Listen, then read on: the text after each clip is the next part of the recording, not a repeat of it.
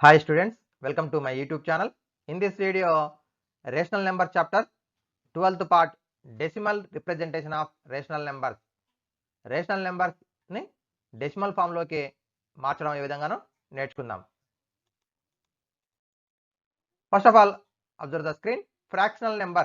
A fraction means a part of a group or a part of a whole. In the fraction, the top number is called numerator, whereas the bottom number is called denominator. For example, 4 by 3. 4 is numerator, 3 is the denominator. Another examples, 4 by 5, 8 by 3, 9 by 4. These are the fractional numbers or fractions. Okay. Rational number.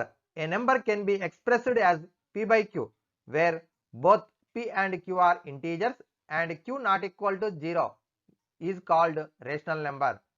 A number can be expressed in the form of p by q.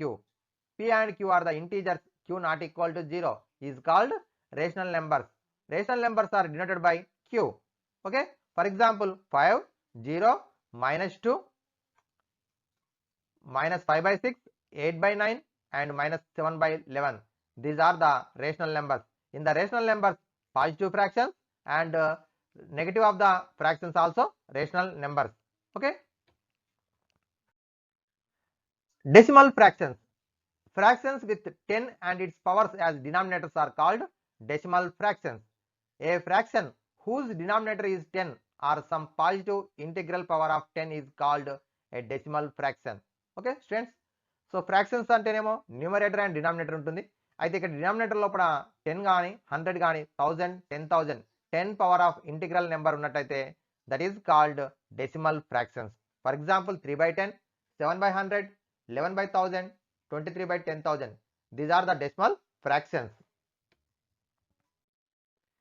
Decimal numbers are decimals. Another concept, decimal numbers are decimals. The numbers written in the decimal form are called decimal numbers or simply decimals. Day to day life we write, for example, 5 rupees, 5 rupees, right here. Another one is 5.00, 2 hours 10 minutes. So 2 hours 10 minutes. ఈ విధంగా decimal రాస్తుంటాం. So ఇక్కడ దీని decimal point అంటాం, integral part and decimal part. The numbers written in the decimal form are called decimal numbers or simply decimals అంటాం. For example, 4.1, 12.25, 50.0231. These are the decimal numbers. Observe here, 5.23. 5 is the integral part, 23 is the decimal part, point is the decimal point. Okay. The decimal number has two parts, whole number and decimal part. These parts are separated by a dot is called decimal point. These parts are separated by a dot called decimal point. The parts to the right of the decimal point is called decimal part of the number. Right side of the decimal point is called decimal part, and the part to the left of the decimal point is called integral part or whole part, whole number. Integral part అంటాం, లేదంటే whole number అని కూడా అంటాం. Left side ఏమో whole number, right side ఏమో decimal part ఉంటుంది, point నేమో decimal point అని అంటాం. ఓకేనా students? The digits in the decimal part are read individually, included 0 without naming the places. For example, 4.1 is read 4.1, 12.05, 12.05. మనం పాయింట్ తర్వాత ఉన్నటువంటి డెసిమల్ నెంబర్స్ అన్ని కూడా ఏం చేయాలి, ఇండివిజువల్ గా చదవాలి. అలాగే the decimal part of the number is always less than 1, always less than 1. Next point, if there is no number in whole number part, it should be taken as 0. If there is no number in the whole number part, it should be taken as 0. So for example, 0.7 can written as 0.7. 0.7 can be written as 0.7. Decimal places. The number of digits contained in the decimal part of a decimal gives the number of decimal places. The number of digits in the decimal part of decimal gives the number of its decimal places. For example, 2.75. In the decimal point, 2 digits 7 and 5. So the 2 decimal places. Another example, 32.7565 has 4 decimal places. The number of digits in the decimal places, decimal part, that is called decimal places. Okay. So మనకి decimal part లో ఎన్ని digits ఉంటావో ఆ count చేసినప్పుడు వచ్చినటువంటి digits నే decimal places అంటాం. Another example 9.1027. Here 4 digits, 1, 2, 3, 4. So the number of decimal places is 4. 4 is the decimal places. Okay now students, digits ఏమన్నా ఉండవచ్చు, number of digits in the decimal part, that is called decimal places. ఇప్పుడు మన concept ఏంటంటే representation of the rational numbers మనం ఏం చేయాలి, decimal numbers గా change చేయాలి. సో ఏ విధంగా సాల్వ్ చేస్తామంటే numerator is divide by denominator, long division చేస్తాం. So 1 is divide by 2, so 1 divided by 2. 2 టేబుల్లో 2 0 జా 0, 1 put the point here 1.0, write down 0, 2 5 is 10.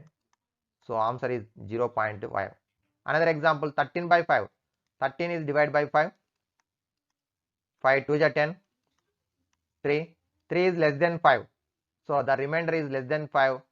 So put the point 0. Here this one is also write 0. Sorry, no 0. Here put the point and write 0. 30. 5 6 is 30. Okay. So remainder 0. మళ్ళీ ఎలా వస్తుంది, ఇక్కడ 0 ఎలా వచ్చింది చూద్దాం. మనకి ఎవరి రేషనల్ నెంబర్ ఏదైనా ఉండవచ్చు, రేషనల్ నెంబర్ ఆర్ ఇంటీజర్ ఉన్నప్పుడు ఏం చేయాలంటే పుట్ పాయింట్ 0 పెట్టుకోవాలి. అంటే 13ని 13.0 రాసుకోవాలి. రాసుకుని ఇప్పుడు 5తో డివైడ్ చేస్తున్నాం 5 టేబుల్లో. So 5 2 is 10, 3. నెక్స్ట్ ఏముంది, ఇక్కడ మనకి పాయింట్ ఉంది. సో పాయింట్ అనేది ఇక్కడ రాయకుండా ఇక్కడ రాయాలి. ఓకే. సో ఇప్పుడు నెక్స్ట్ నెంబర్ 0 రాసుకోవాలి. 5 6 is 30. ఈ విధంగా అంటే మనకి 13 తర్వాత వచ్చినటువంటి పాయింట్ అనేది కోషియంట్లోకి వచ్చేస్తుంది. పాయింట్ తర్వాత నెక్స్ట్ డిజిట్ ఏమొస్తుంది, కిందకి వచ్చేస్తుంది. 5 6 is 30. సో ఆన్సర్ వచ్చింది 2.6. గుర్తుంచుకోండి. Example 25 by 16. 25 by 16. So numerator is divide by 16. 16 1 is 16. Here put point 0. So 9. Next point is right in the quotient. Put point. Next digit 0. 90. 16 5 is 80. So 0 10. Again 0. మరి again 0 రాసుకున్నప్పుడు point రాయాలా? No. ఇక్కడ మనకి any decimal number 1.0 right number of zeros,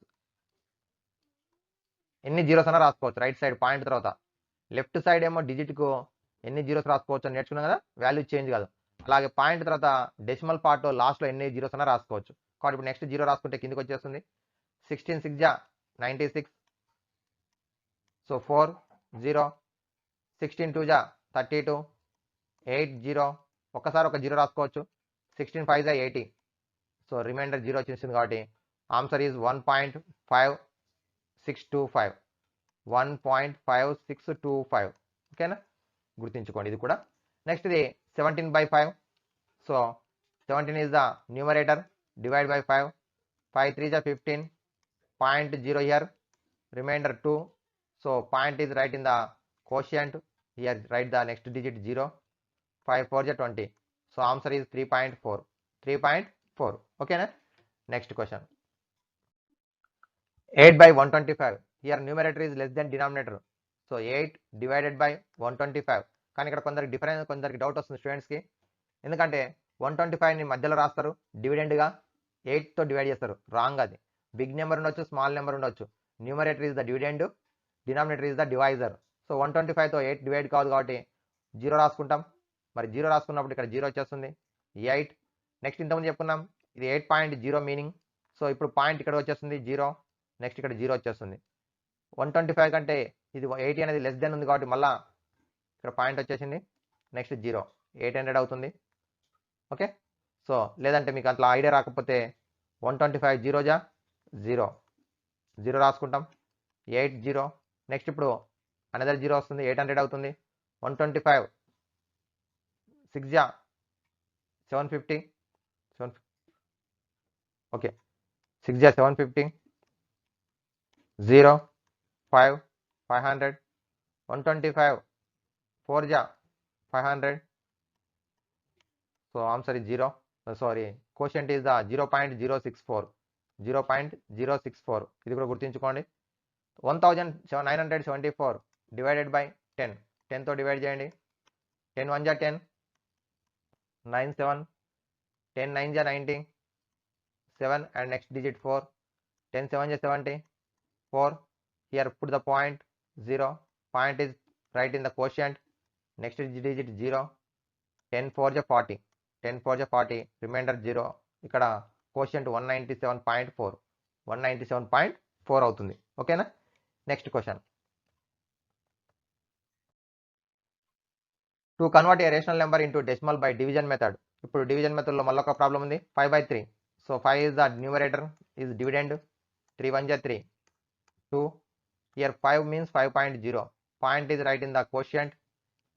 Write the 0 here.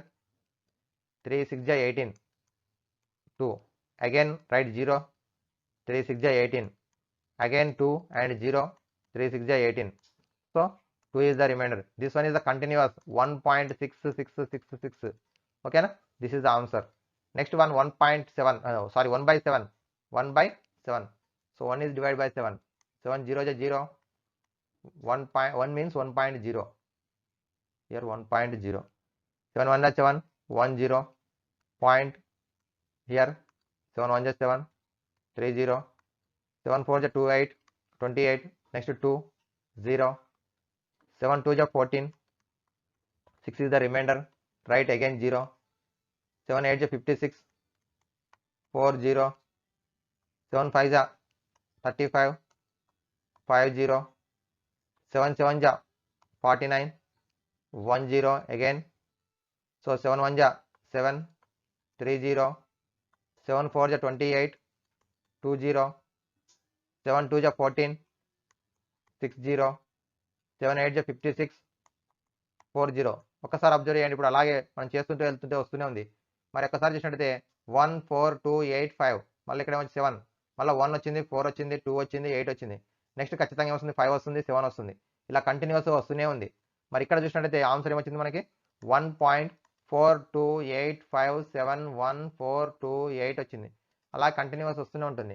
మరి ఇక్కడ ఒకసారి చూసినట్టయితే ఈ విధంగా continuous వస్తూనే ఉంది. మరి ఇక్కడ కూడా డెసిమల్ బిఫోర్ దాంట్లో అబ్జర్వ్ చేసినట్టయితే మనకి ఏమొచ్చింది, డెసిమల్ అనే పార్ట్లో ఎండ్ అయింది, రిమైండర్ 0 వచ్చింది, డెసిమల్ పార్ట్ ఎండ్ అయింది. కానీ ఇక్కడ ఎండ్ కావట్లేదు, కంటిన్యూస్ వస్తూనే ఉంది. మరి ఒక్కసారి అబ్జర్వ్ చేసినట్టయితే these are the different decimals.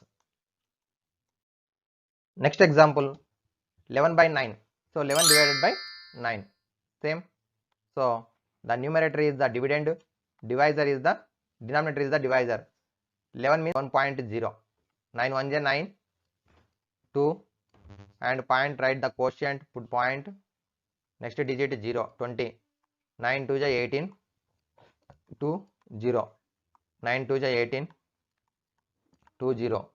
9 2 is 18 and 2 0. ఒకసారి అబ్జర్వ్ చేస్తే ఇక్కడ ఏమొస్తుంది మనకి 1.222 అండ్ కంటిన్యూస్ వస్తుంది కూడా. ఓకేనా. So next question 11/6, 17/6, 17/6. 17 is the dividend, 6 is the divisor. 17 means 17.0. 6 2 is 12, 5. Point is right in the quotient, to put point.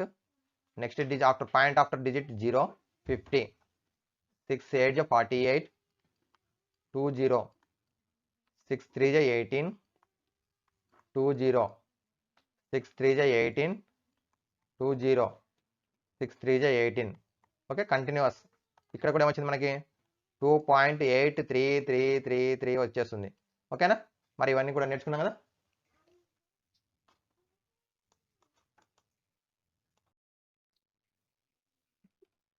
మరి ఒక్కసారి ఇక్కడ అబ్జర్వ్ చేసినట్లయితే మనకి 1/2 రాస్తే ఏమొచ్చింది మనకి 0.5 వచ్చింది. అలాగే 7/5 చేస్తే 1.4 వచ్చింది. అంటే ఏమొచ్చింది, in the decimal part the number of digits is countable. In the decimal part the number of digits is countable. That is called terminating decimals. In the process of converting A fraction into A decimal by the division method, if we obtained a zero remainder after a certain number of steps, then the decimal obtained is a terminating decimal. If we obtained a zero remainder after a certain number of steps, then the decimal obtained is a terminating decimal. So decimal part లోపల some numbers తర్వాత some digits తర్వాత remainder 0 వస్తూ end అయినట్టయితే that is called terminating decimal. For example 4.1275, this is a terminating decimal because the decimal part number of digits is countable 4, 1, 2, 3, 4. Okay, the places coming after the decimal point are finite, then it is called terminating decimals. ఓకేనా. So terminating decimal అంటే మనకి ఏం కావాలి, decimal పార్ట్లో some digits after end అవుతూ repeat కాకుండా ఉంటూ remainder 0 రావాలి, వస్తే terminating decimals. Repeating or recurring decimals, దీన్ని నాన్ టర్మినేటింగ్ డెసిమల్స్ అని అంటాం. If in a decimal a digit or set of digits in the decimal part is repeated continuously, then such a number is called a recurring or repeating decimal అంటాం. For example మనము 10/3 చేస్తున్నాం, 10/3 చేస్తే మనకి ఏమొస్తుంది answer 3.3333 continuous వస్తుంది.